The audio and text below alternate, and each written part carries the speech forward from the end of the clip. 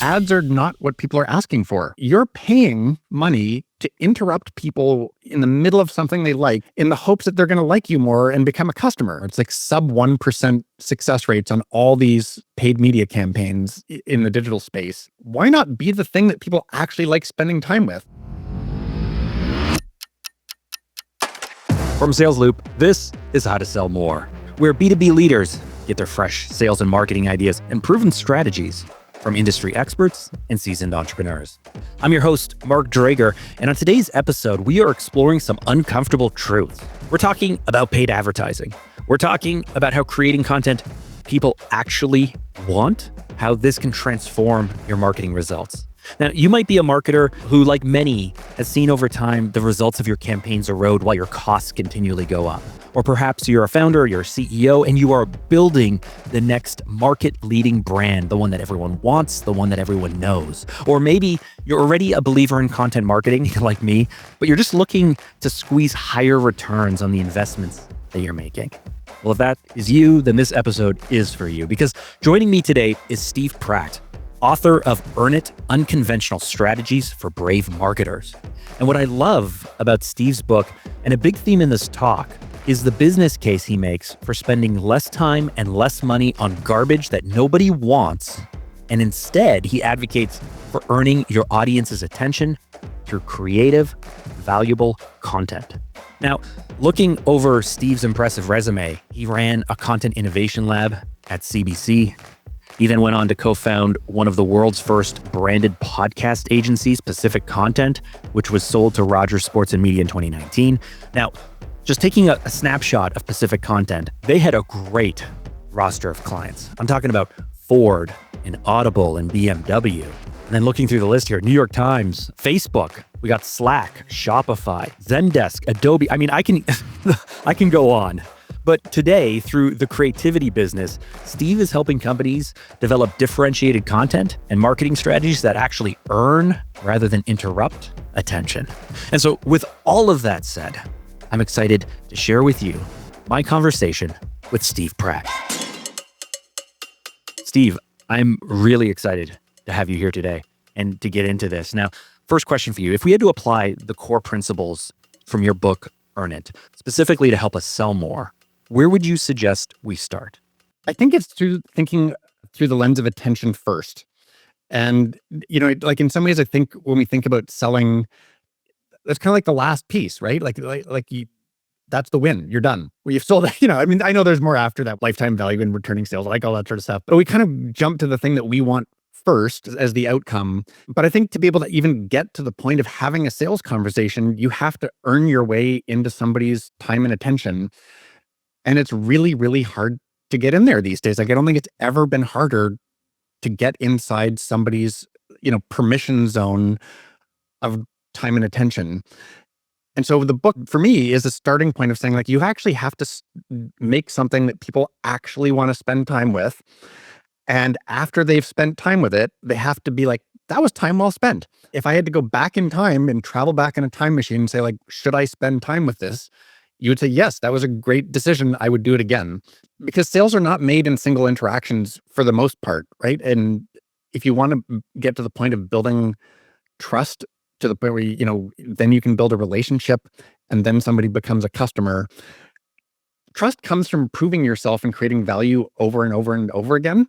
And I think that is why thinking about this idea of attention first and creating value for the person that you're trying to reach and connect with first is not only unusual, but almost imperative for people to think about. And so one of my go-to moves, of course, having been in marketing and advertising the last 20 years, is to think, okay, we need to get more attention. We can make stuff and hope people find it. It's a bit like, walking through a forest, printing a poster, tacking it onto a tree, hoping people just kind of come across the poster, see the poster. It's like, oh, this is perfect for me. Of course, we know that doesn't work. And so the go-to moves for most people, of course, are, well, we're just going to buy the attention, right? Like, we're going to put ad spend behind it. We're going to target our audience. We're going to buy media placement, Facebook ads, YouTube ads, programmatic ads. We're going to buy billboards. We're going to sponsor an event. We're going to wine and dine people. Like, we are going to put spend behind it because that's the best way to make sure that our message is dropped in front of the right type of people at the right time. That's my playbook. That's many, many people's playbook. That is not what you suggest in the book. So why is the thought of taking out ads? Like, here's a quote: ads do not deserve attention by default. Why is that?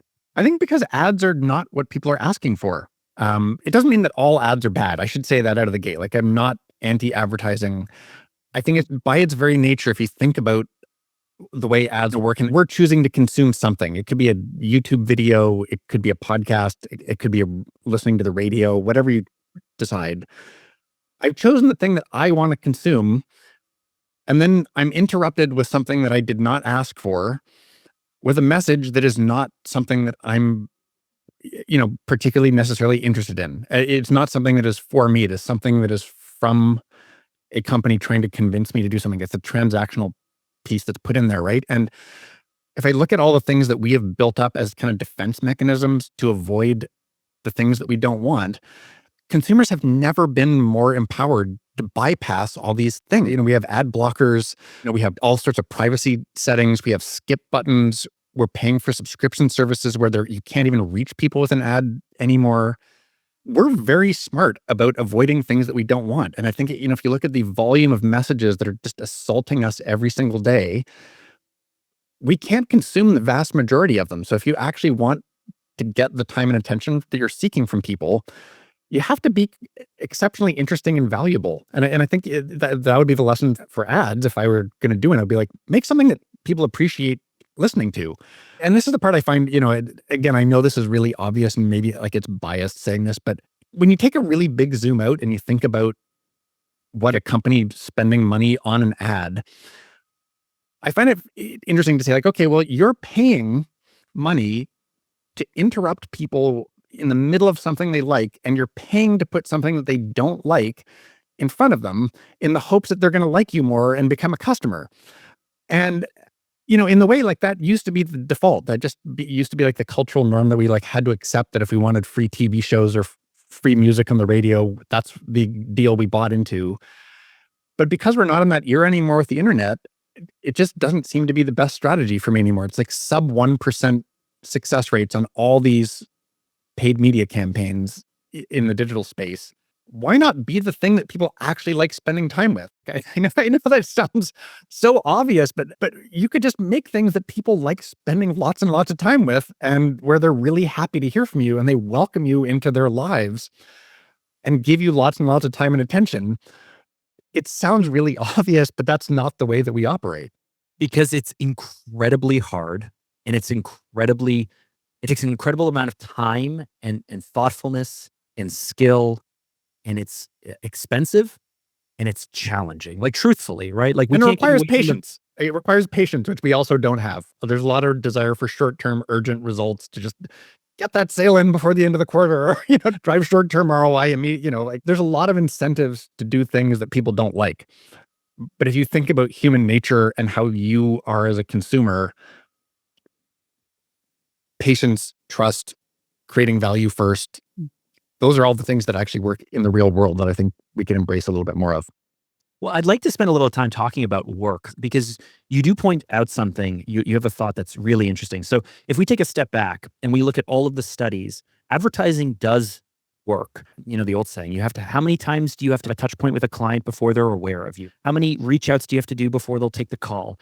We know that repetition, and it's been studied, repetition does work. It makes you more memorable. It helps create a stronger brand recognition in terms of colors or naming, and it will help with brand recall. It may even help with consideration. And so they've done studies where they've had people come into a classroom. I'm going from memory here from Jonah Berger's, one of his books, but who you referenced in your book, and listeners we had on the podcast as well. So you can go back and listen to Jonah Berger's episode. But in one of his books, he references a study where they had people come into a classroom and then sit down, and then whether there was just one time the person would come into a classroom, they would sit down, they would leave, and then many later, people would be asked to look at photos and try to recognize someone. And just on a single interaction, they recognize someone. But if someone came in multiple times, if a stranger came in multiple times, there was a stronger recognition there. So we know repetition works. But is you point out like repetition working and having people know you doesn't mean they're actually going to like you. It doesn't mean they're actually going to trust you or even want to buy from you. You may just be actually annoying. Yeah, if you may show up all the time and every single time you may annoy people and that's what they're going to think of. They will remember you, but just not for the right reasons, right? But when you make things that people really enjoy spending time with, when you actually think about creating value for the people you're trying to reach proactively, you can do the exact same thing, but just much, much more effectively. So I used to have a podcast company. It was like the first podcast company that worked exclusively with like making shows with brands to try and help brands think and act more like media companies. And we got just incredibly lucky. Our first customer ever was Slack in their early days. And their CMO was this brilliant guy named Bill Masitis. And just immediately, I just learned so much from working with him on the Slack podcast. And he talked about these brand touch points and how important it was. They knew how many brand touch points it would take for somebody to become a Slack paying customer or to sign up for a team. And it was probably somewhere between like 10 and 20 or something like that. And having a content strategy, you could put those people on a schedule of having phenomenal brand touch points. Like you put out a podcast every 2 weeks, there's a new episode. And the goal was blow people's mind with something that was amazing and surprisingly not about Slack, something that came from Slack that showed you who they were and their voice and their tone, but it was not trying to sell you on, anti-email, pro messaging, anything like that. They made a show about the future of work. And it was just a super interesting show that sounded the way it felt like to use Slack. And to me, that was like the brilliant thing is like all the points you make about repetition, bang on. But if you had a choice of saying, well, would we like to repeatedly annoy people or would we like to repeatedly blow people's minds with an amazing, surprising experience? We're like, wow, that was amazing. I should tell other people about this show. It's so good. And I can't believe they didn't, pull a bait and switch and turn it into an infomercial at the end. That stuff's sitting on a platter. It's very easy if you can actually get the creative courage to be able to be that generous. People will welcome you into their time and attention on an ongoing basis. Just to hit the point home here a little bit, there's, if you're in the Toronto area, there's a jeweler that is, I think it's a privately held company, and this is my opinion, but I don't know if you know of Spence Diamonds. Spence Diamonds has been running television or radio commercials for maybe 20 years now, 25 years, and they are the most overplayed, most incredibly annoying, in my opinion, and the opinion of my wife, and the opinion of most people I know, that when these commercials come on, we change the station. And they have so much coverage on the radio that often if you change the station, you will change to another station and they will also be playing a Spence Diamonds commercial. And they have frustrated me and annoyed me for so long that even the voices of the people drive me crazy. And I will refuse to ever shop at that place because for the last 20 years of my life, they've been driving me absolutely crazy. I don't know if anyone else feels that strong about it, but I deep in my bones, I don't like it so much. So you're like, this is literally like, you're the case study right now for me, for all the things that we don't like about advertising, right? Like just listen to the annoyance in your voice for 20 years. You've been doing this. I will never shop with you. And, I have a question I like to ask all the time when, it's like, if you're making things and you're putting these things out there, asking yourself the question, would I tell other people about this if I didn't work here? Like, is it so good and so interesting that I would talk to other people and recommend it or talk about it because it was interesting if I didn't work here?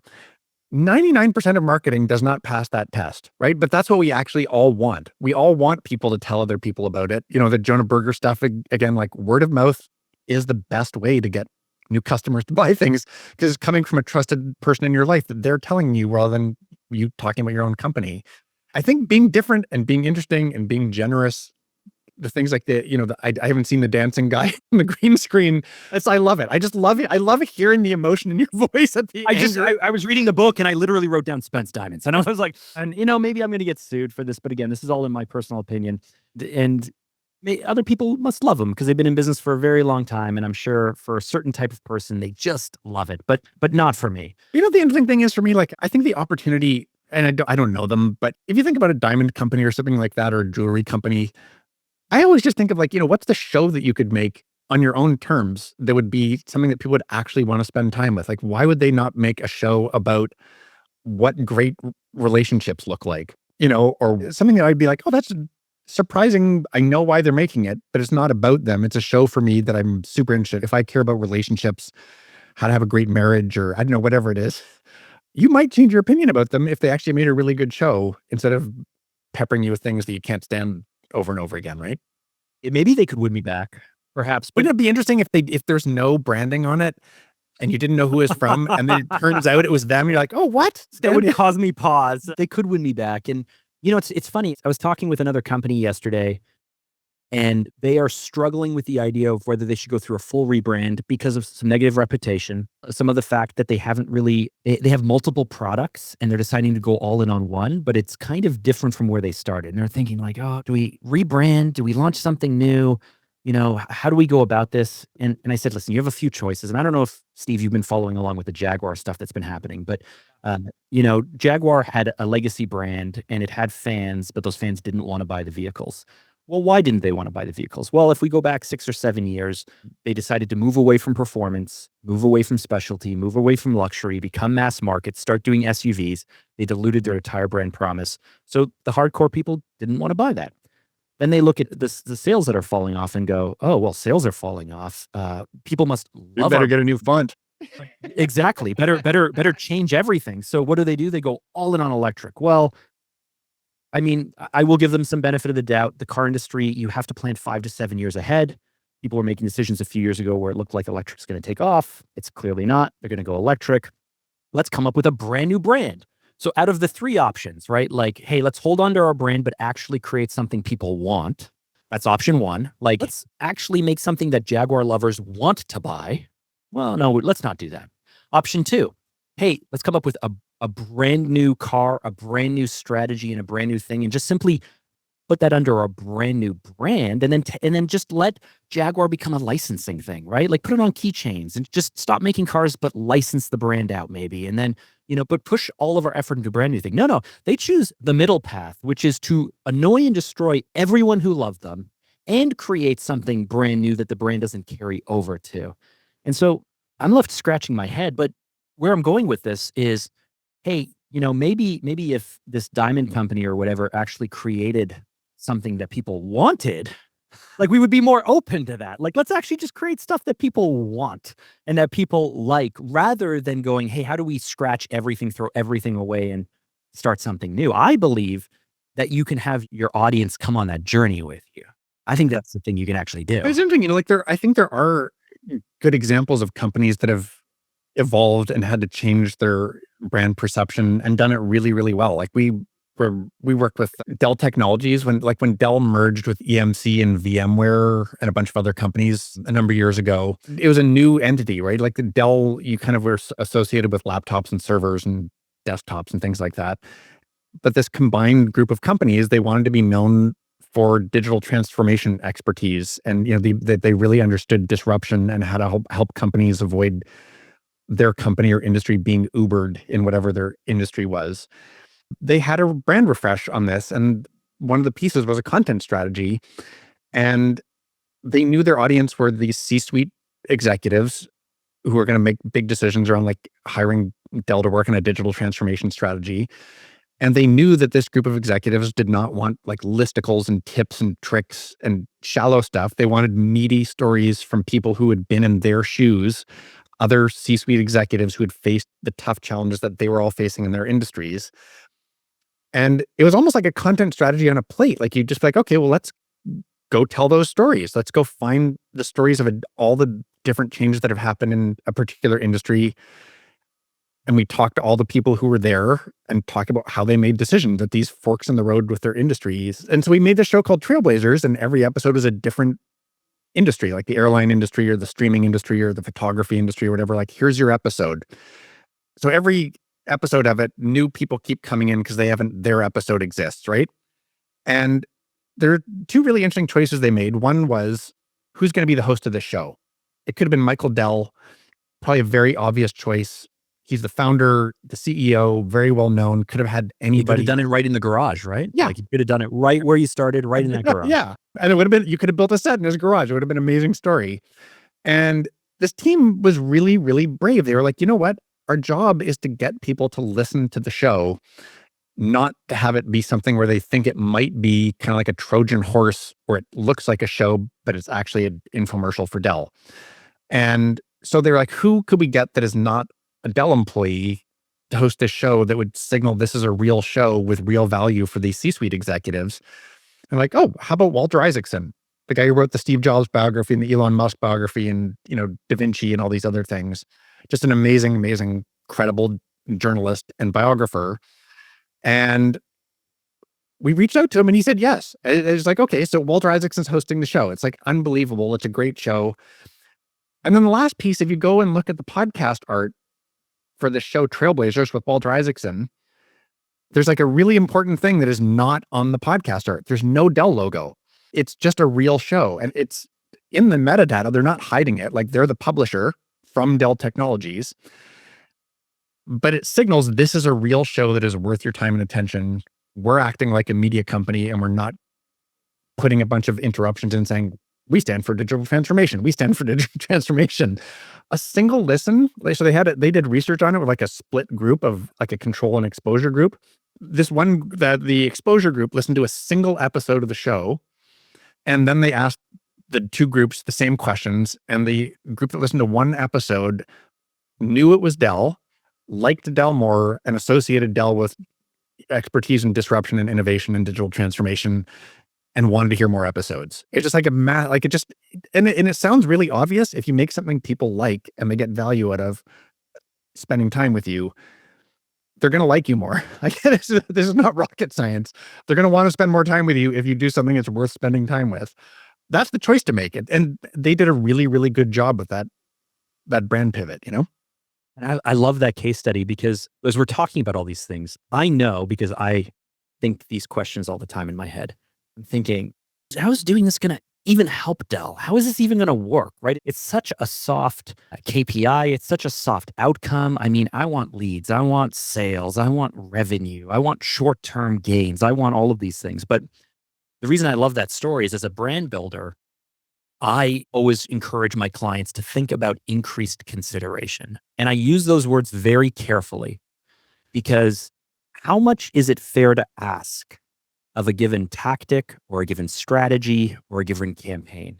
What do we want? Like ideally, we pick an audience, we show them an ad. They immediately love the ad. I mean, they click on it, they go to the landing page, they go to your sales page, they look at the phone number, they fill out a form, and let me give you my credit card. I am ready to buy right now. But we know that the idea of dropping the ad, getting them to a page, getting them to take action in a single step is not something that has been very maybe at one point it was possible, but not really. I mean, it just takes so many touch points. It takes so much time, so much consideration to be able to encourage people to move forward, especially in B2B, especially in complex situations or anything that's consultative based. And so we know it takes time. So if we can have our prospects or our referral sources or our past clients increase consideration for whatever we're doing next, to me, that is a win. That is like a very tangible, real thing. I'm not going to sell you on this touch point or once or twice, but I'm going to at least plant the seed and have you start to consider our products or our services more. And then we can allow the lead generation channels, the sales channels. We can allow all of the other professionals and all of the other systems that we've built into our entire sales process or funnel. We can allow them to do the work. But when it comes to retargeting or keeping in touch with people over a 6-month, 9-month, 12-month, having people who only purchase from you once every year or 2 years, having you stay top of mind, to me is not a sales process. It's what you're describing, which is continually staying in front of people with really high value or really great content. Yeah, it's interesting. Like, when you think about all these other pieces, you're paying to reach other people's audiences. You're renting somebody's audiences for very short periods of time.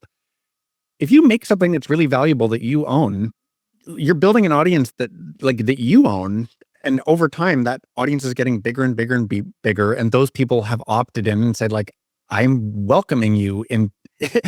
I look forward to hearing from you more, or I don't have to pay to reach people and start at zero every single time I want to do it by paying for somebody else's, time and attention. And the neat thing about, I think, when you talk about increasing consideration, the thing I think is an underused metric is time. If we think about, particularly different forms of rich media, you can get a lot of people's time and attention if you do something well. And I think when you think about consideration, it's like, how much time did they spend with us and how much time are they spending with us on an ongoing basis? And what does that mean for consideration? If I spend tiny chunks, like 3 seconds of a 30-second commercial before I skip because I don't like it, or in a podcasting universe, honestly, if you make a good show, you can get 85 to 95% completion rates on a half-hour episode over and over and over again.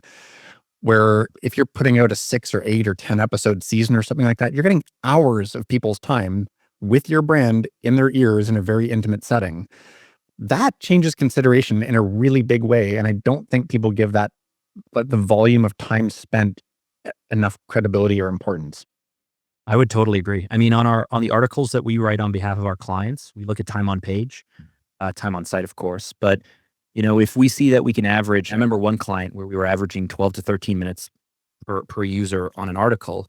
Now, and people would go, if you're thinking about an article as like a blog post, ours tend to be 1,200, 1,500, 1,800 words, fairly in depth, written in a way that's scannable, written in a way that people can choose what parts they want to dig into.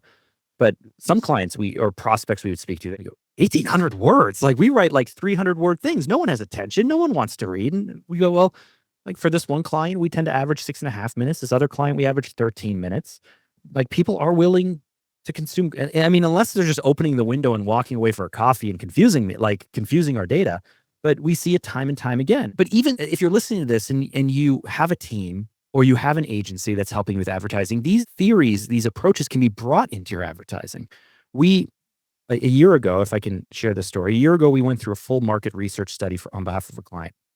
And we broke out all of their possible, this is for a professional association, a membership-based professional association. We broke out all of their different members into close to 60 different segment types based on how they might consider themselves. So you might consider yourself based on whether your maturity or your age in the practice or the group. You might consider the type of practitioner you are, the type of specialty you have, whether you're practicing or non-practicing, when you're in leadership or not, whether you're in a public setting or a private setting. Like, there's all these different ways. We found 60 different combinations. We went and interviewed 24 members and non-members who crossed off multiple pieces based on gender or age, based off of sexual orientation even. We crossed everyone off. And then we asked them all of these hard questions, and they gave us all the answers. So in the following year's campaign, we sat all of the leadership down, all of the board members down. We brought in members and we interviewed them in long form documentaries. And we asked them to respond to all of these questions. Like, people want to know this, tell us the answer. I love this. From that, we created a 5.5 minute, it's technically an ad, a 5.5 minute video of real people answering the questions that people want to know, cut into, we cover off all this stuff and we put it into a YouTube campaign. And over the course of a 4-day period, we had 120,000 views. We had a fairly strong retention rate, but the real story I'm going here with is on a 5.5 minute ad. I don't know, Steve, how many YouTube ad placements you run that's skippable in the first 4 seconds. We had a 20% completion rate. So it's insane. It's amazing, right? On a but that 5.5 minute ad, disguised as an ad. We had a 20% completion rate. And so I'm going to my client and we were showing them this and we said, guys, here's what we did. We asked people what they want to know. We interviewed you answering the questions and we put it into a documentary style video. And then we paid for placement. I mean, of course it's targeted placement. But that means that like 25,000 of these views over a 4-day period of this really targeted micro campaign, they were willing to watch a 5.5 minute ad. Yeah, it's funny, it reminds me. So there's 2 things. I think one, a great example of this, I worked with Red Hat at this podcast company, And they had this brilliant strategy of doing audience research where they would go to conferences and they had this booth that they would set up called Comics and Coffee. And you'd get a coffee and someone would draw your caricature while they asked you questions. And it was the same thing, content strategy on a plate directly from the mouths of the people that you want to reach. Like, I love that you did that. I think it's super smart. Education and like answering questions that people don't know the answers to is brilliant. And then on the depth of, of attention, this guy, Tom Webster, who's an amazing podcast researcher. He's a longtime media researcher and he works at a podcast company called Sounds Profitable. That's kind of like the trade association for podcasting. And as I interviewed him for my book, and he talks about this, and I just thought the way he framed it was so lovely, was that if you look at our attention spans, everybody says we have no attention spans, but we will go binge an entire Netflix series, in a night. It's not that we have short attention spans. We have high quality filters. We don't suffer through crap. And if there's something that's good and that is worth our attention, there's lots of attention to be had. If you're doing stuff that isn't getting any time and attention, I would say you probably have a quality problem, that you're not actually providing something that people are interested in, or the thing that you're putting in there isn't very good or isn't very useful. And then there's a total different mindset to actually get all the depth that you're seeking. And your example is just brilliant. I love it. You remind me of something I said many years ago. I probably haven't said this in the last decade, but there used to be a time in our agency where we produced some pretty corporate stuff. I mean, like, you have a quote in your book here that I love, which is like, this is a side note: copying what's popular is boring. Being safe, generic, or corporate is boring. Talking about yourself, your company, or your products and services is boring. And boring earns zero attention. If you want to earn attention, embrace a philosophy of doing the opposite. And that pains me a little bit, because if we go back about a decade, we did a lot of corporate boring stuff. I mean, there's no way around it, because we did a lot of internal communications. We did a lot of CEO talking heads. We did a lot of that type of work. And I started our agency in 2006. So if you go back to that world, it was, corporate video was, since 1982, ABC Corporation has been helping people, like that type of stuff. But And you have the person like a suit perfectly lit at their executive office. Being Or they would take 3 steps and then sit down on the edge of the desk, yeah. and be like, and we would make sure that right of camera had copy space so we could fly bullet points in, and, B-roll of them opening up a manila folder with a report in it. Oh, this is interesting. Yes. Yeah.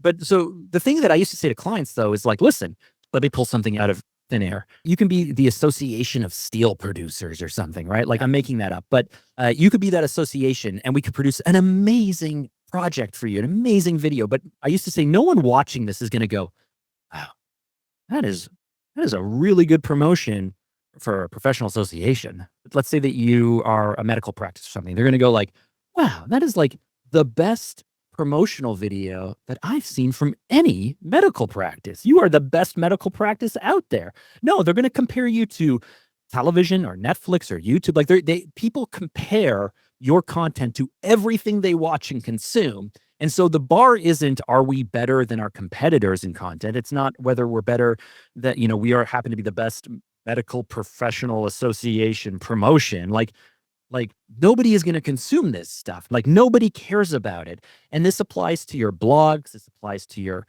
content. This applies to podcast or LinkedIn or what have you. It applies to everything. We like to think as producers that people are going to carefully segment out. You're going to go to a conference and the food is really shitty there, but you're going to be like, well, this is the best food I've had at a conference.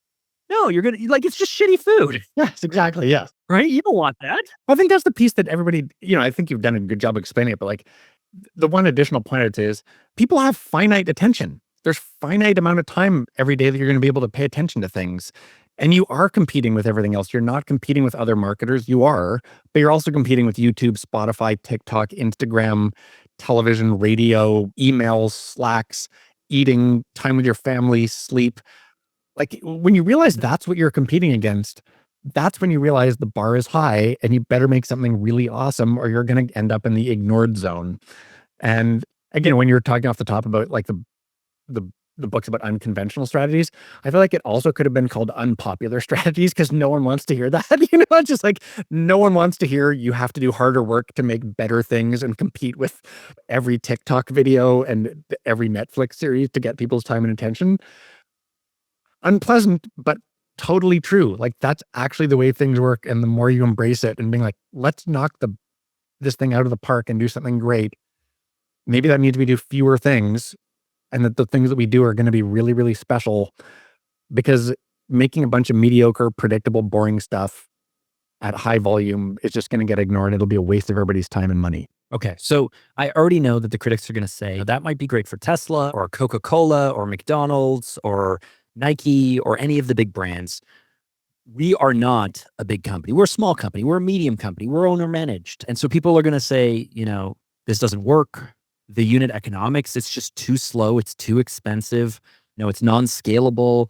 It doesn't actually lead to direct sales. It doesn't actually lead to business growth. It's hard to build attribution models to suggest that if I have to put half of my marketing budget into doing this type of thing, or going to a trade show, or actually meeting with clients where I can shake hands, why would I do this? So what would you say to all of those very real things that I'm sure you've spent a career hearing? Yeah, so great job with your research, coming with like 8,000 reasons why the book is garbage. But No. That's not from research. That's from being on the agency side for 20 years. Yeah, totally.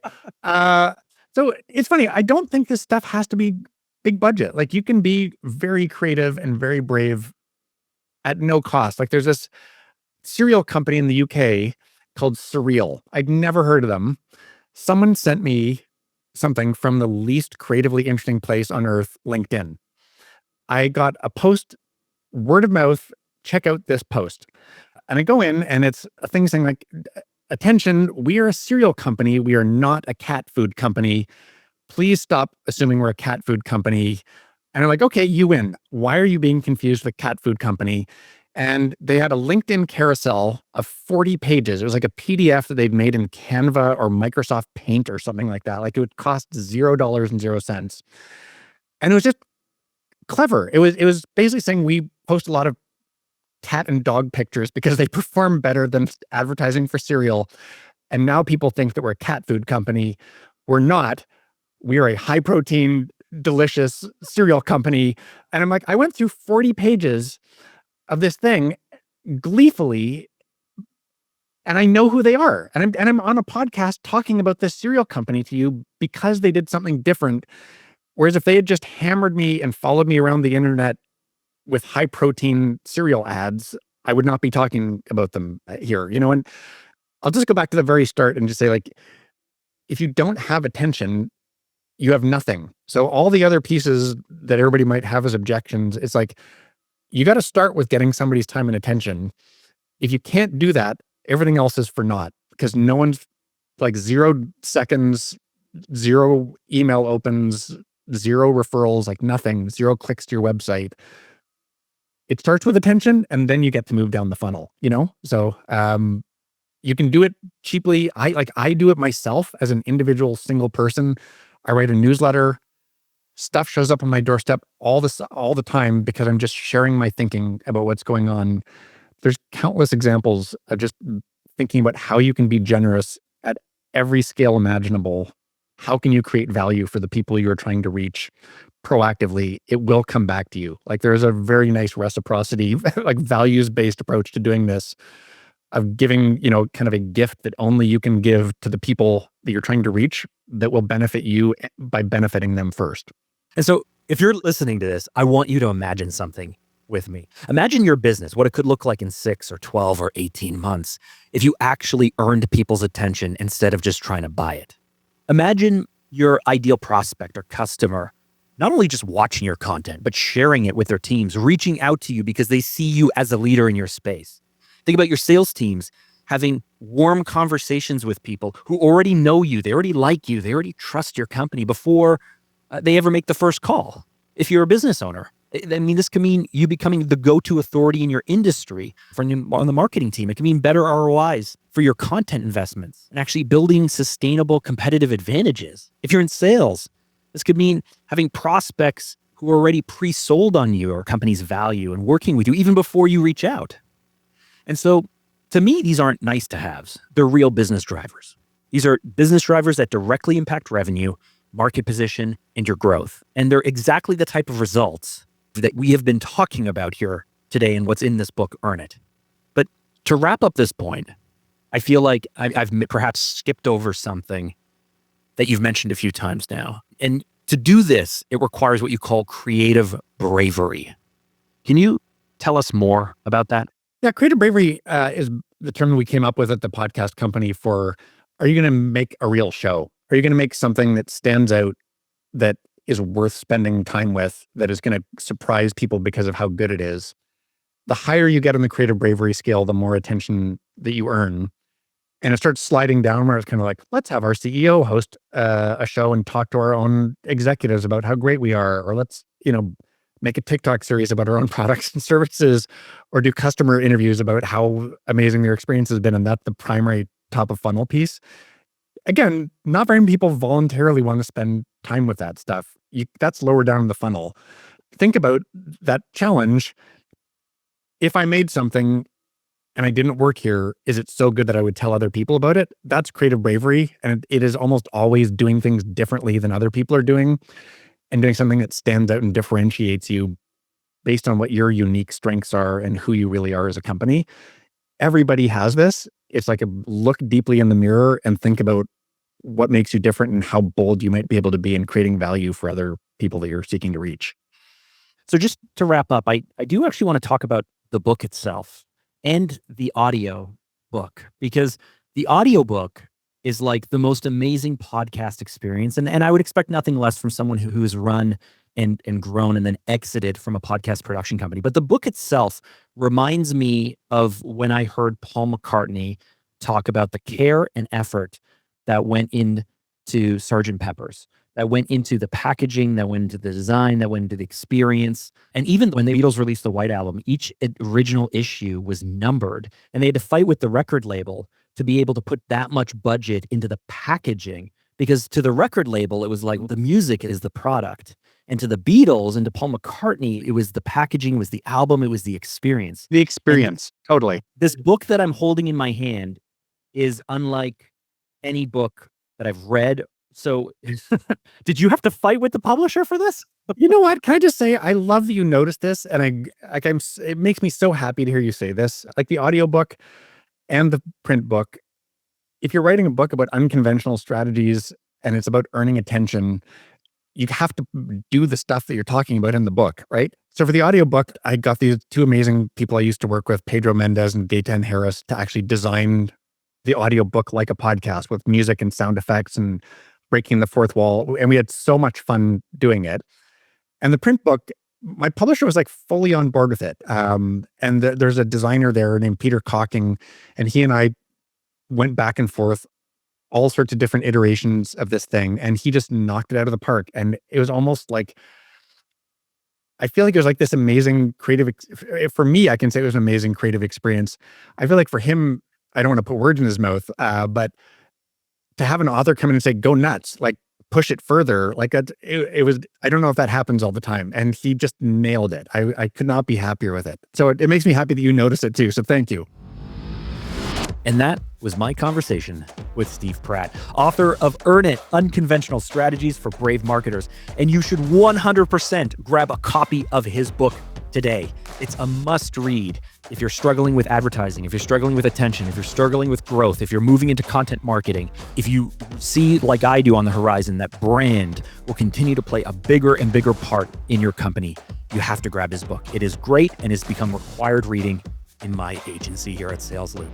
Now, if you want to also connect with Steve after that quick rant I took you on, you can reach out to him on LinkedIn. He shares tons of insight about different content strategies and attention. And as a speaker, he's traveling all over the place and it's fun to watch.